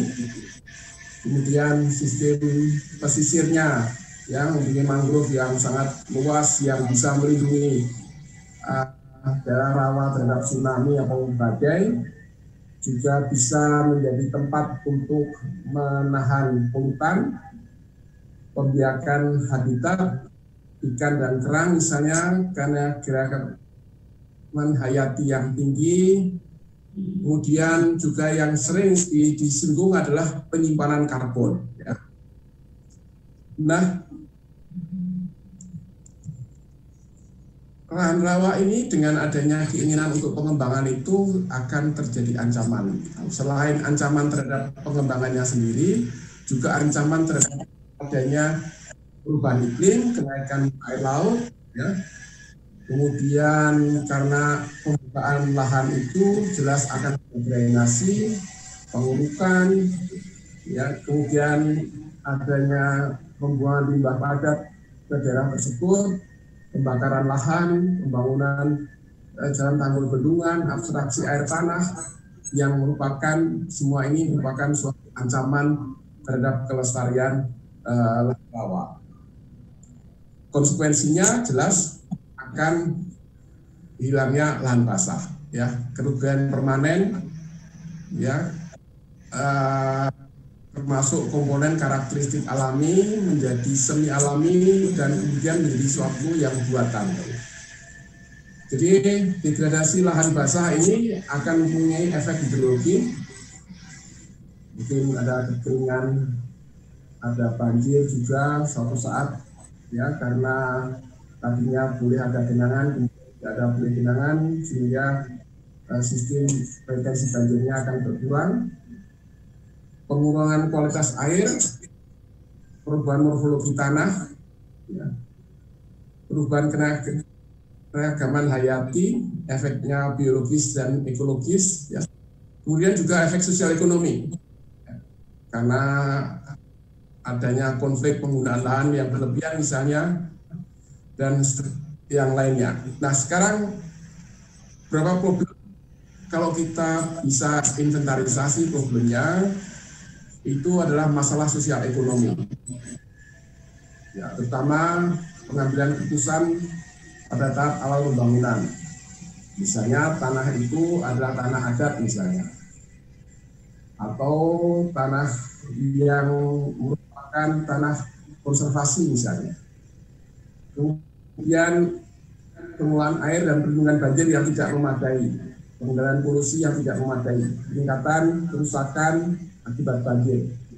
Tadi sampaikan juga masalah operasi, pemeliharaan, dan manajemen air misalnya. Dampak negatif lingkungan. Masalah teknis akibat kondisi lahan, misalnya gambut, asam tanah, liat sulfat, ya, sulfat masam, dan penurunan muka tanah. Ini yang paling banyak didiskusikan. Ya. Penurunan muka tanah, kenaikan permukaan air laut, asam tanah sulfat masam, gambut, merupakan problem-problem yang sering kita hadapi di daerah rawa. Nah, kemudian pertanyaannya, apakah kita bisa mengembangkan rawa berkelanjutan? Yang pertama, pertanyaan pertama selalu ditanyakan, kenapa sih kita mengembangkan lahan rawa? Bagaimana pengaruhnya terhadap perubahan ekosistem? Apakah ada pilihan pengembangan yang berkelanjutan untuk masa depan? Pertanyaan kedua, apakah mungkin untuk menyimbangkan tujuan sosial, tujuan ekonomi, dan lingkungan dalam pembangunan daerah rawa? Pertanyaan ketiga, siapa yang harus terlibat dalam proses pengembangan ini? Tujuan sosial, ekonomi, lingkungan itu penyimbangannya siapa yang harus terlibat? Bagaimana harusnya memilih opsi pengembangan yang mengoptimalkan potensi suatu daerah tertentu? Ini setiap daerah itu berbeda-beda. Tadi Telang Saleh mungkin akan berbeda dengan Kalimantan Tengah misalnya, atau Kalimantan Barat. Nah, kemudian apa prinsip pengembangan yang perlu kita pikirkan?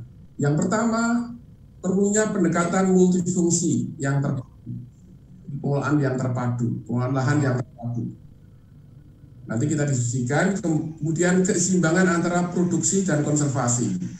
Jadi ada keinginan konservasi lahan rawa, tapi di sisi lain ada keinginan untuk produksi. Kemudian pendekatan holistik yang berkaitan dengan isu sosial ekonomi dan lingkungan. Keterlibatan semua pemangku kepentingan, manajemen sumber daya, dan mendorong produksi berkelanjutan. Kemudian yang ketiga, manajemen risiko, yang ini sering tidak dipikirkan. Ketidakpastian serta adaptasi untuk perubahan.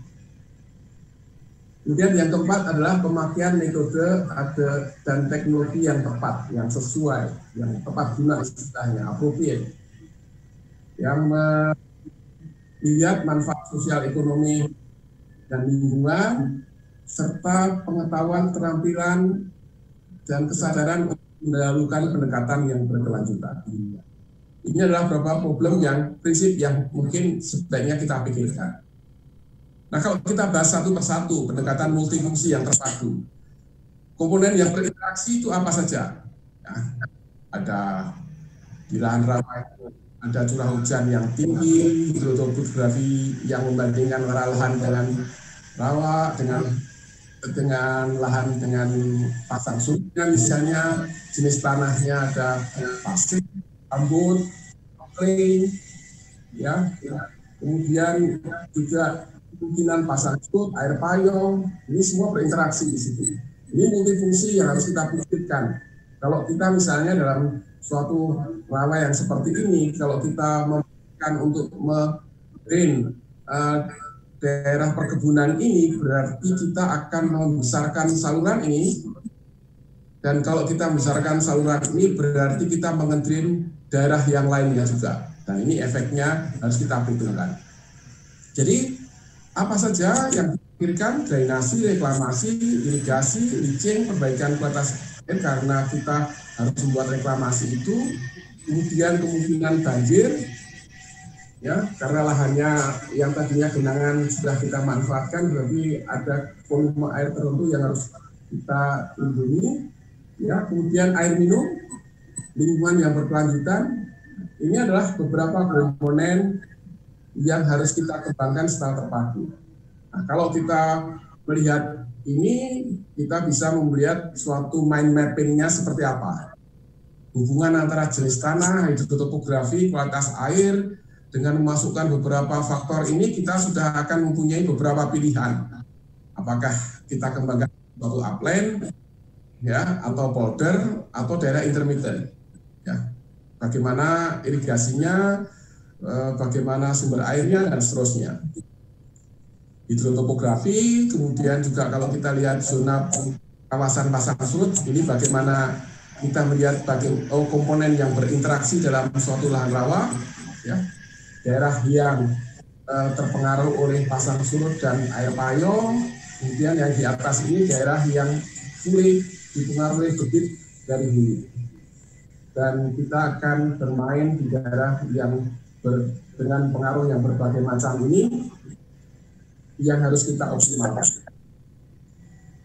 Saya kira kita mempunyai beberapa fasilitas tahan untuk mencoba beradaptasi dengan lingkungan.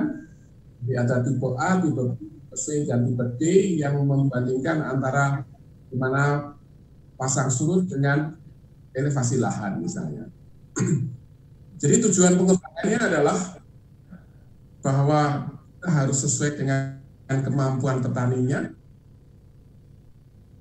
dengan risiko yang minimal, yang memanfaatkan kesesuaian lahan itu sehingga kita bisa membangun dengan berkelanjutan. Kemudian yang kedua adalah pendekatan holistik sosial ekonomi dan lingkungan. Kita harus melibatkan semua pemangku kepentingan. Jadi di sini ada pertanian, budidaya perairan, tambak dan sebagainya, konservasi lingkungan, pertahanan pesisir, industri pemukiman, transportasi air, transportasi daratnya, kemudian kemungkinan pariwisata. Kemudian bagaimana mendorong produksi berkelanjutan dengan menggunakan manajemen sumber daya yang bagus. Nah, mengurangi input bahan kimia, menjaga kesuburan tanah secara alami, menghemat energi dan air, menekankan produksi lokal, ya, menekankan maksudnya produksi lokal, mengurangi input menggunakan sumber daya yang lebih efisien, dan seterusnya. Kemudian yang ketiga, manajemen risiko dan ketidakpastian serta adaptasi untuk perubahan. Ini yang mungkin perlu kita pertimbangkan lebih jauh. Jadi kalau kita lihat perubahan kelapa sawit kita sejak tahun berapa? Kita tahun 2 yang sangat menonjol itu adalah di zona ini. Jadi tahun 2000 sampai 2007 kita sudah mempunyai produksi ton sampai 80.000 ton. Ya.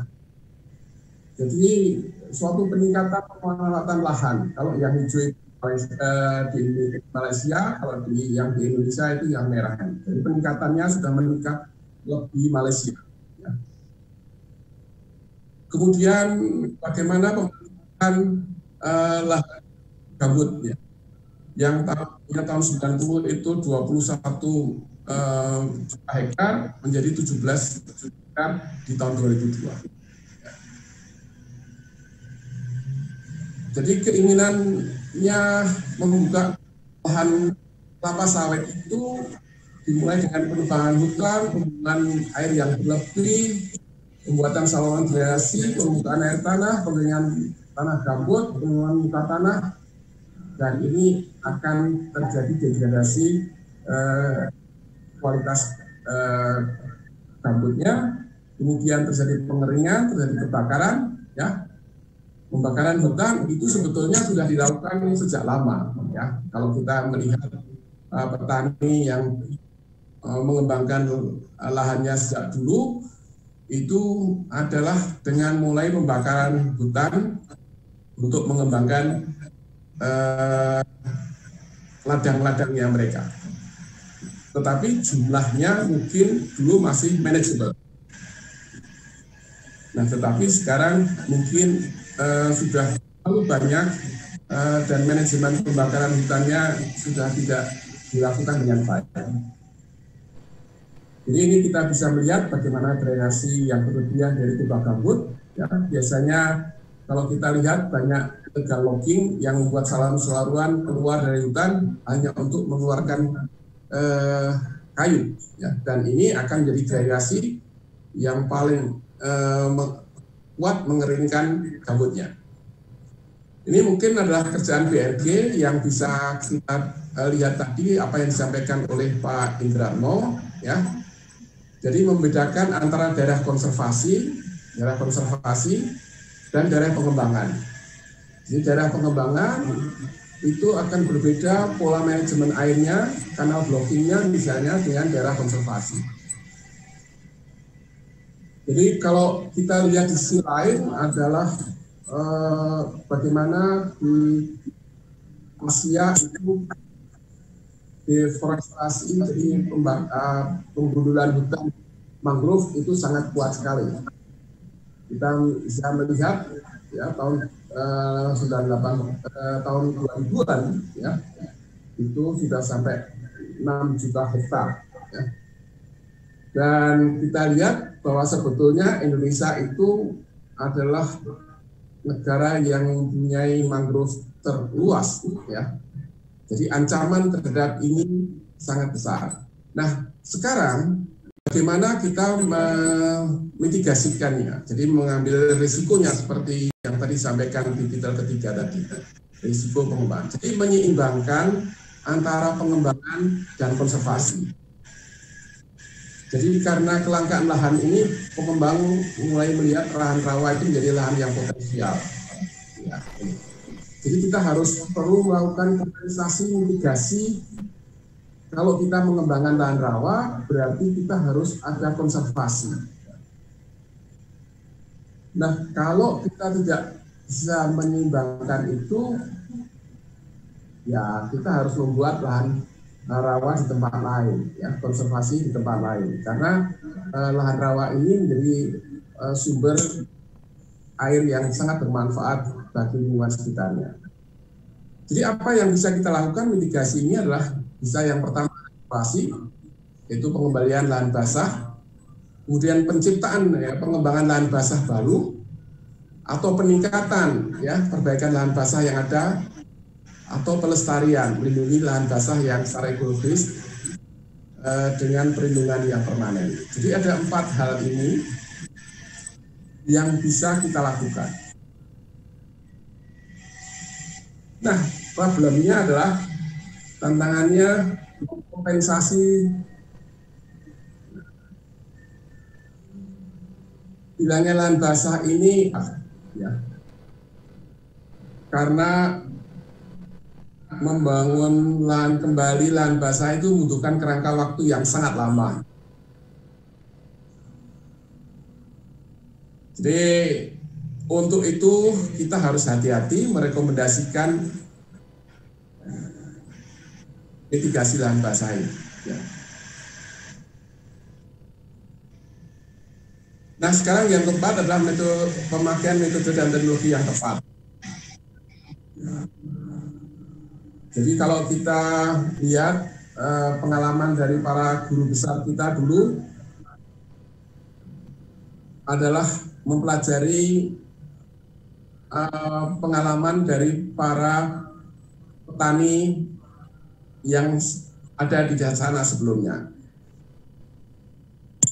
Jadi mereka membuat handil ya, dan masuk dari sungai besar masuk ke lahan untuk mengembangkan lahan pertaniannya. Jadi mereka memanfaatkan levee di tepi sungai, ya. Ini membuat handil-handil, menumpukan kertas tebang persawahan di belakang levee itu pada proses reklamasi alami. Ini adalah daerah sebaran irigasi yang saya ambil dari Direktorat Sumber Irigasi dan Rawa. Jadi pengembangannya sudah banyak, ya. Kita harus bisa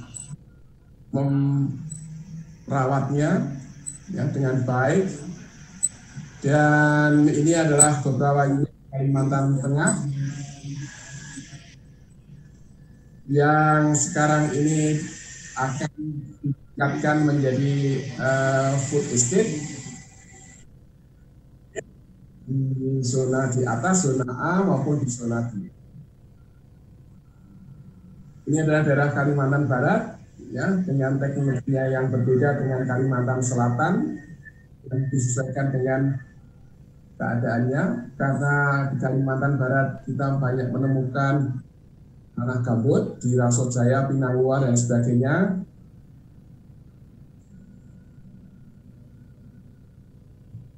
Jadi kalau kita melihat ini, maka teknologinya harus disesuaikan. Karena apa? Kita ingin mereklamasi, ya. Sistem drainasi alami yang baik, dan biasanya di situ ada akumulasi bahan organik sehingga menghambat proses dekomposisi, tingkat kematangan yang rendah, daya dukung yang rendah,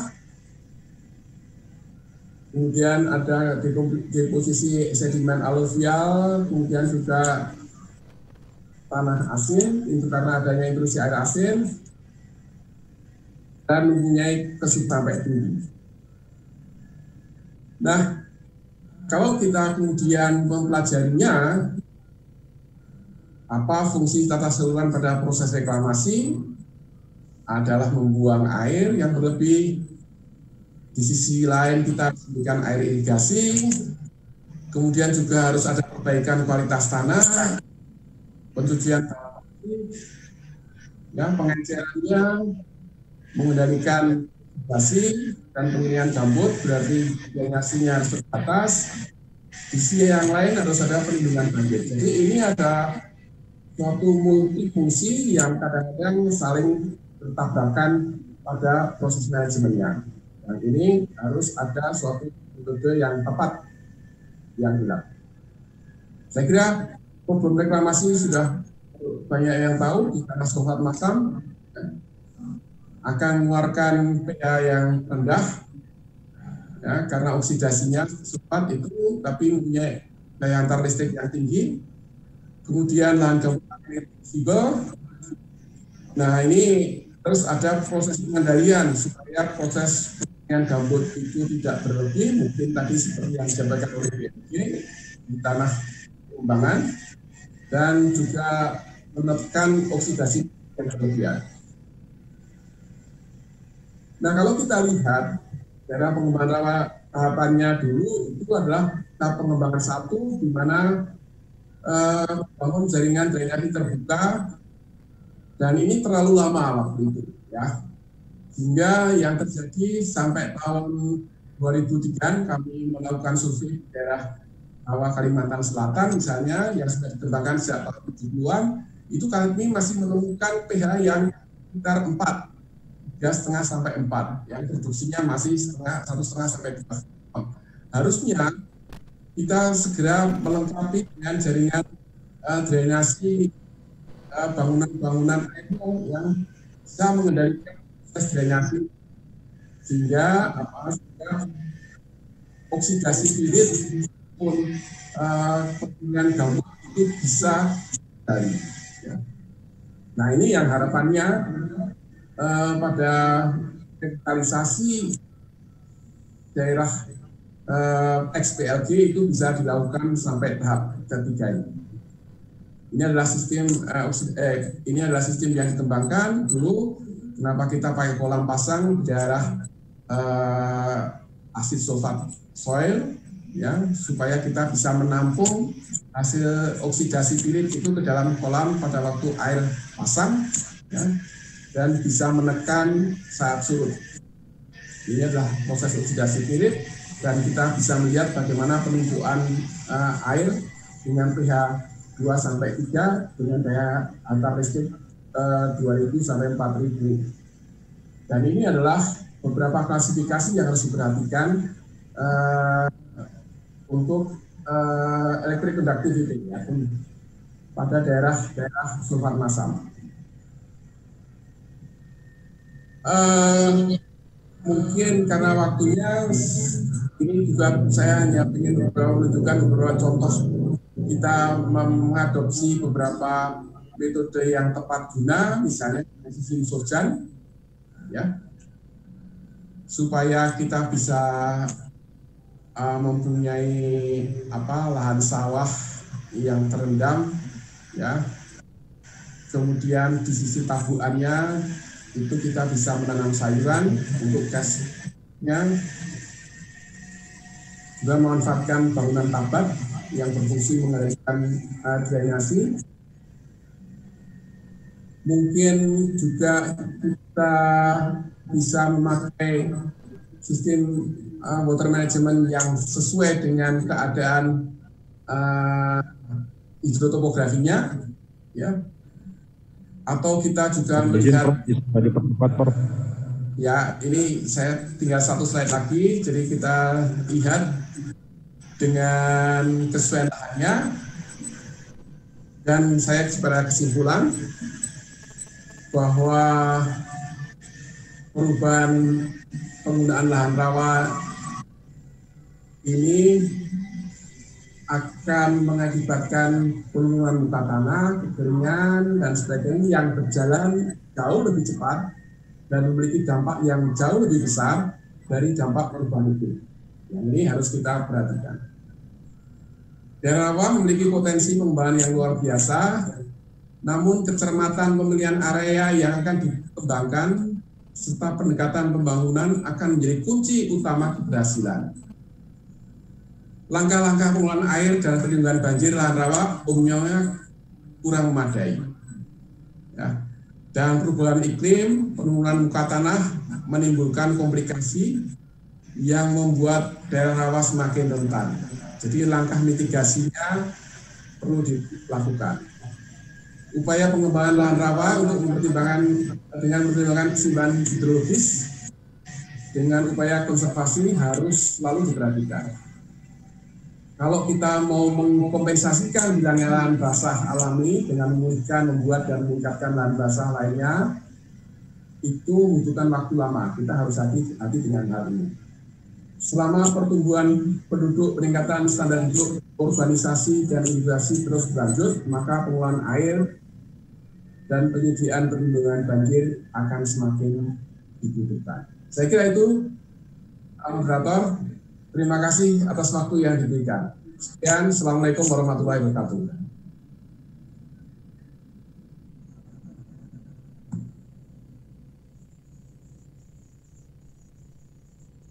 Prof. Budi, terima kasih cukup besar.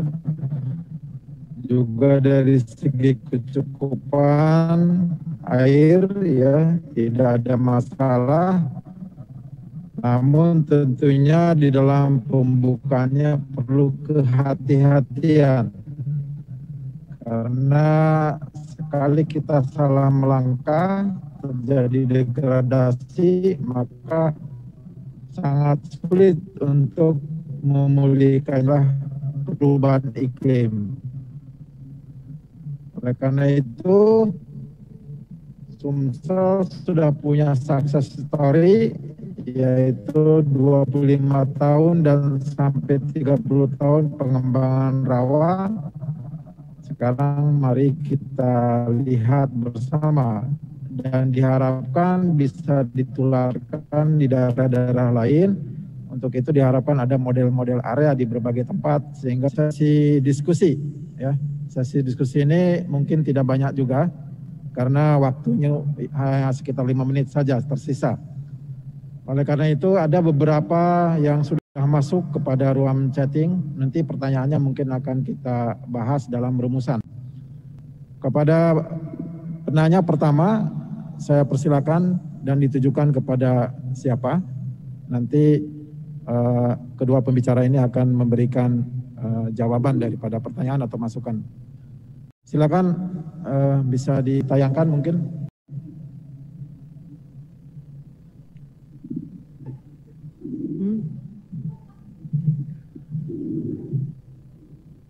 Maaf, saya tidak bisa melihat room chatting nih di sini. Silakan saja yang mau bertanya, yang langsung saja melalui live, raise hand saja, nanti bisa saya persilakan.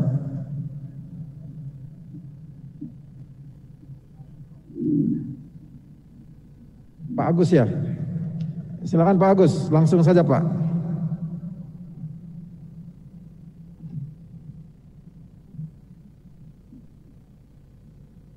Bagaimana, sudah masuk suaranya?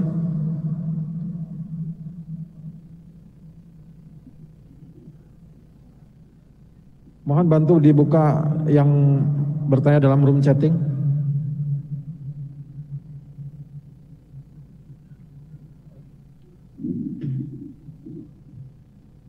Nah, ada yang mau bertanya kepada Prof. Budi, bagaimana Prof tentang potensi keberhasilan daripada rice estate atau food estate yang ada di Kalimantan Tengah.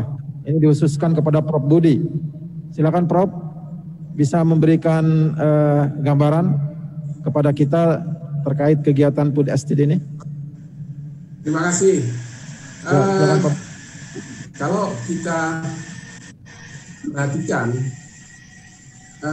saat ini yang tahapan yang akan dilakukan di food estate ini kan step by step, artinya tidak dalam luasan yang sangat besar dalam waktu yang sama. Jadi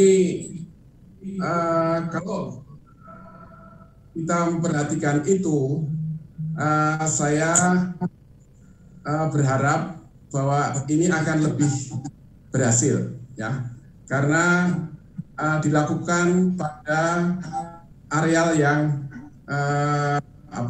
kecil-kecil, yang terbatas, tidak dalam suatu area yang sangat besar, sehingga manajemen airnya akan mudah dilakukan, ya, dari satu poin ke poin yang lain nanti akan disesuaikan. Saya kira itu.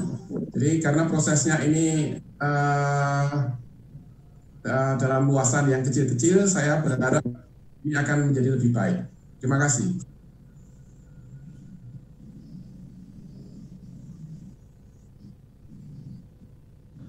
Prof, bagaimana menghadapi era digital, terutama industri 4 ini, kesiapan perguruan tinggi, khususnya mungkin di Institut Teknologi Bandung, dalam menyiapkan teknologi hidroinformatika?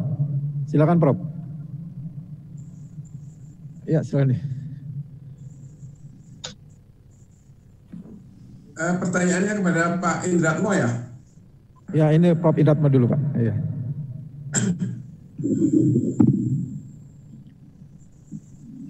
Terima kasih. Karena pertanyaannya kalau di ITB ya saat ini dalam proses untuk perkuliahan ya itu praktis hampir semuanya sudah menggunakan IT yang ada karena udah nggak mungkin dengan cara yang seperti biasa kemarin. Kita mempersiapkan keseluruhan ruang kuliah itu dilengkapi dengan sistem IT yang memungkinkan pembelajaran secara online. Kemudian kedua, yang tidak kalah pentingnya adalah dukungan administrasi pendidikan. Ya, dukungan administrasi pendidikan yang memungkinkan penggunaan IT juga bisa berlangsung. Hal-hal kecil misalkan masalah ujian. Nah, sekarang tantangan bagaimana kita meyakinkan ujian online bahwa mahasiswanya berlaku jujur. Ini tentu saja membutuhkan suatu IT yang kita lengkapi bahwa kita mendapatkan keyakinan itu berjalan dengan baik. Nah, tentu saja di ITB ini tiap program studi menggunakan belum seragam. Beberapa prodi seperti teknik informatika mereka sudah begitu sangat canggihnya menggunakan berbagai teknologi yang ada. Dan ini tentu saja tidak terlepas dari kerjasama dari berbagai pihak, Pak. Jadi intinya kemarin itu kasus COVID-19 ini memberikan pembelajaran yang sangat baik untuk dunia pendidikan. Berbagai inovasi, berbagai metode pembelajaran dikembangkan. Itu aja kira-kira secara garis besar. Tetapi intinya kita 2 semester mengalami kondisi kemarin, kita bisa mengatasi dengan cukup baik lah. Kalau belum mengatakan sangat baik, sudah cukup baik. Nah, sekarang ini praktikum jenis apa sedang kita klasifikasi yang bisa digantikan secara online, tapi jenis apa yang harus dilakukan secara langsung, hand-on. Ini sedang diklasifikasikan. Itu aja, demikian, terima kasih. Terima kasih Prof. Prof Budi masih ada, Prof Budi. Saya kira Prof Budi bisa juga menambahkan mungkin pengalaman di Universitas Gadjah Mada terkait kesiapan teknologi hidroinformatika. Mungkin dalam pengembangan daerah rawa. Prof Budi masih mendengar suara saya, Prof Budi? Masih. Ya, silakan Prof berbagi pengalaman. Ya. Jadi ini kita masuk menjawab pertanyaannya Pak Ilham. Ya, jadi dulu pada waktu kita mengembangkan rawa, mungkin karena teknologi sehingga manajemen airnya menjadi sulit. Tetapi sekarang dengan adanya kemajuan teknologi yang sangat maju ini, kita bisa memonitor kualitas air, kita bisa memonitor pH dan elektrik conductivity, salinitas, kita bisa memonitor muka air dengan baik, sehingga kita bisa menciptakan suatu sistem manajemen pintu air dan sebagainya yang dimonitor dengan teknologi. Suara saya nggak masuk ya? Jadi kemajuan ini kita sudah mulai dengan membuat alat-alat ya untuk memonitor kualitas air dan muka air. Dan itu kita pakai juga beberapa teman. Saya kira Pak Profesor Joko Legono sudah mengembangkan beberapa alat untuk memonitor itu untuk membantu masyarakat di Jogja misalnya dalam pengendalian banjir. Jadi memonitor curah hujan, memonitor elevasi muka air, memonitor kualitas air, dan itu sangat membantu sekali.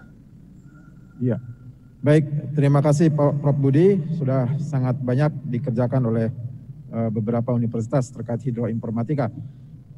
Bapak dan Ibu hadirin sekalian, berhubung waktunya sudah habis, kita akan memasuki acara kedua, sesi seminar paralel.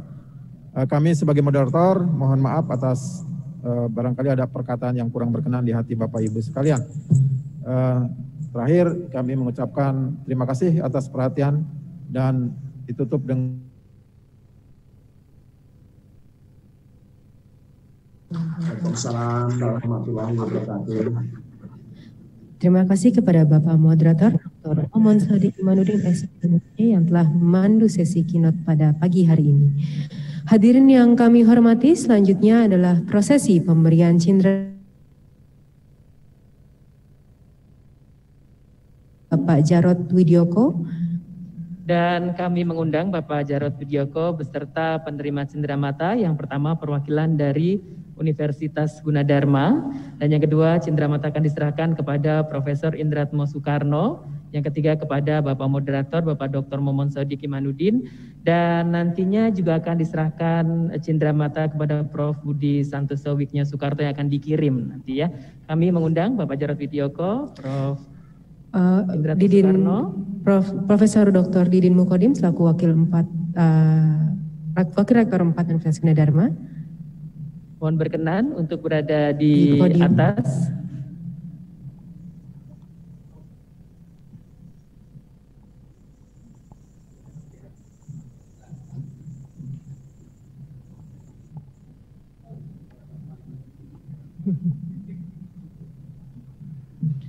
Sebagai bentuk apresiasi dari hati,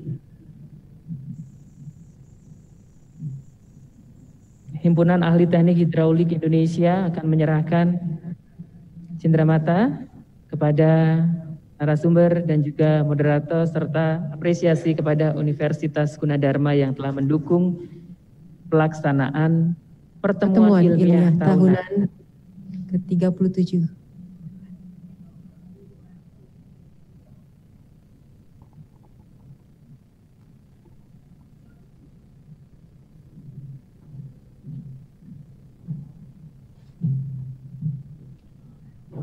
Dilanjutkan sesi foto bersama dengan tetap menjaga jarak tentunya ya Mbak Asti ya. Betul Mas Ari.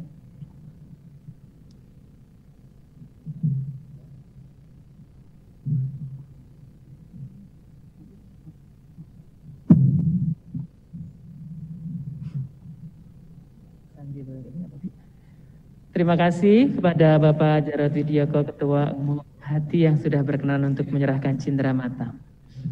Baik para hadirin sekalian, akhirnya kita telah sampai di akhir rangkaian prosesi pembukaan kegiatan pertemuan ilmiah Hati ke-37.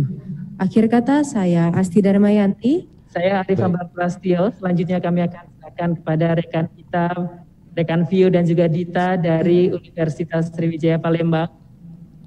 Baik rekan Arif dan Asti, terima kasih dari Universitas Gunadarma. Betul. Baik, kalau tadi kita menyaksikan penyerahan cindera mata tentunya dari Universitas Gunadarma, kita pun dari Kota Palembang akan menyerahkan cindera mata terhadap yang telah hadir terutama di auditorium FH Universitas Sriwijaya. Dan untuk itu kami undang Bapak Insinyur Birendra Jana MT, Ketua Hati Cabang Sumatera Selatan untuk langsung naik ke atas panggung. Bapak akan memberikan cindera mata, diberikan yang pertama kepada Bapak Profesor Dr. Insinyur Haji Adi Sagaf MSCE, Rektor Universitas Sriwijaya. Mohon berkenan Bapak. Selanjutnya kami undang Sekretaris Dinas PU/PSDA Provinsi Sumatera Selatan, Bapak Ahmad Yudi Saputra MT IPM. Maksudnya Bapak Yudi. Dan selanjutnya kami undang Kepala Dinas PUPR Kota Palembang, Bapak Insinyur Ahmad Bastari MT IPM. Baik, tentunya ini ungkapan rasa terima kasih dan apresiasi yang diberikan oleh Hati ya, Dita ya. Betul sekali Vio, dan ini dia. Baik, kita berikan tepuk tangan yang meriah. Inilah pencerahan cindera mata dari Ketua Hati kepada Rektor Universitas Sriwijaya, perwakilan pemerintah Kota Palembang dan pemerintah Provinsi Sumatera Selatan. Baik, kami lanjutkan dengan sesi foto bersama terlebih dahulu Bapak. Baik, tentunya kalau dilihat dari rangkaian acara ini, walaupun ini bukan di akhir acara, ini masih setengah acara sebetulnya. Masih setengah karena acara. masih ada paralel atau sesi paralel yang akan kita lanjutkan hingga sore hari nanti. Baik, kami ucapkan terima kasih. Bapak. Boleh berikan tepuk tangan yang paling meriah Bapak Ibu. Dan kami persilakan Bapak untuk kembali ke tempat duduknya. Baik, Dita, sebelum kita mengakhiri sesi